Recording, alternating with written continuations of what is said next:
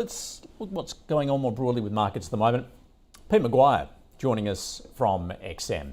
Pete, a very good Monday morning to you. Great to catch up with you again. Good to see you, Andrew. Thank you. All right, well let's start with what we've seen in the States. It was all about NVIDIA, all about AI, really spurring those markets globally. Absolutely. I'll tell you what, last week was on fire, and when you saw Thursday's drop nearly 3% for the NASDAQ, and as you mentioned, AI, and it accounts the Magnificent Seven, Andrew, 28% of those five, as far as market cap of that 20 of the Magnificent Seven, and very similar to the granolas for the stock 600 for Europe. But they really are powerhouses, and that's where all the growth has been really over probably the last year. It's just been on fire.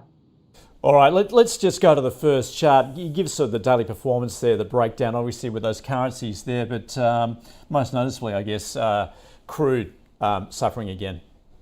Yeah, exactly. I mean, look, it seems to play ping pong, and it doesn't have any great driver from a geopolitical standpoint, Andrew, to push much higher. So it's going to be a channel, and it rallies up, and then it gets sold off, and it's great for traders because if you can time it, and you can identify the swings, and it's happened probably the best part of 5 or 6 times over the last few months, then, hey, you just, follow the trend.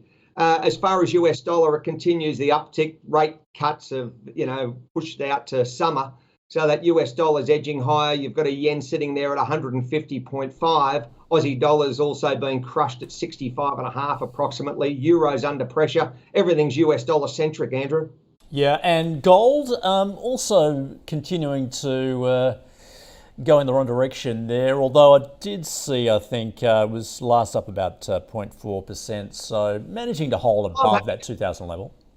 Yeah, I'm happy at 2,050. I mean, that's where it is at the moment, and you're looking at silver at 23.20, so yeah, it's not too bad. And again, that's been channel trading. You go up, runs up to 2,070, gets sold off. So yeah, that plays ping pong, and that's again, it's not sitting in a very tight band. There's plenty of movement there, and if you can time it with short trades, that's sunshine. Right. Well, we'd like to hear that. Hey, Pete, let's look at what's going on at a macro level. We'll start in the States with some further data coming to us. I guess certainly. Well, there we go. PCE inflation. What are you seeing? Yeah, exactly, Andrew. Well, it's a big week for drops. I mean, you've got those numbers coming out later in the week, and it's going to be, I think, where you're looking as far as numbers. PC expectation, it's cooled to 2.8 from 2.9, but acceleration in month-on-month rate to back at around about 0.4. So that's where we're looking, and the Fed's that's where their decision. It's a long way from 2%, and that's the pushback as far as rate cuts early. It's just not. It's, as I said, it's probably going to be a summer situation, and we've just got to see where it all rolls over the next matter of months as far as inflation and job count. So how would you assess the strength of the US economy? We'll actually take a look at the next chart just in terms of, in particular, manufacturing. Well, if you're looking from an expansion and you look at that PMI perspective, then it's certainly in a contraction stand, but the overall GDP is incredibly strong and far stronger than the Eurozone. So that's a very big plus.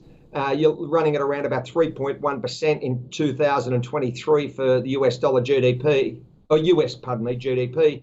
So if that can maintain that sort of horsepower, Andrew, it's going to be strong for the first quarter, and it seems to be that way. So we've just got versus something like the Eurozone running at 0.5, or as you know, the POMs in negative territory. All right, that's what's going on in the States at the moment. Pete, let's take a look at the Eurozone at the moment. I guess with a focus too on inflation, also contraction that we're seeing in many of those economies at the moment, and what the ECB is likely to do next.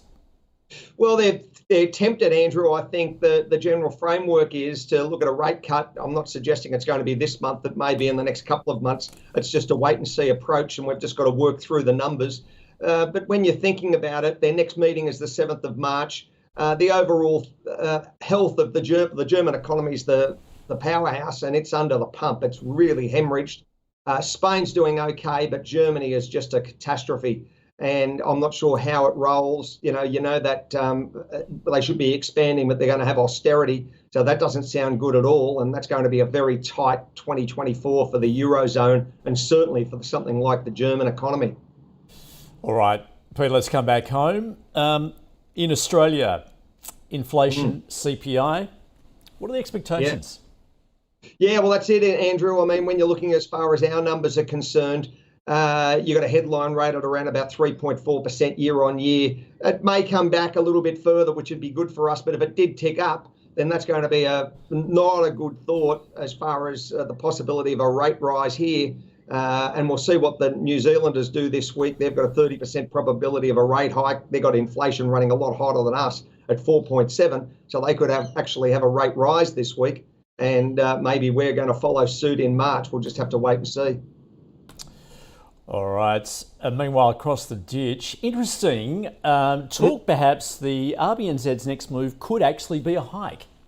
Yeah, exactly right, Andrew. So that's the situation, and they're worried about that from a consumption standpoint. They've still got, the numbers tell the story, 4.7% inflation. We've just got to sit through it and see how it materialises, but I wouldn't be surprised you see it. There's the 30% probability of that rate hike, and that may actually increase over the next day or two. So it'll be an interesting cross to trade New Zealand versus Euro against yen and, of course, against US dollar, and probably against us as well. Pete, let's round it out what we're seeing in crypto land. Some obviously some stellar moves. We know what's happened certainly since the beginning of the year with Bitcoin. Also a focus now on Ethereum. Yeah, exactly right, Andrew. I mean, both of this had a great run up, and Ethereum seems to catch the eye of all the traders. There's probably, you look at the chart there, it's just parabolic. So it's very, very strongly bid up, and I think it's something that you've just got to certainly keep an eye on if you're not in it. And it just seems to be off to the moon. So I think the attraction is very, very strong for traders, and naturally for alternative for investing in alternative currencies.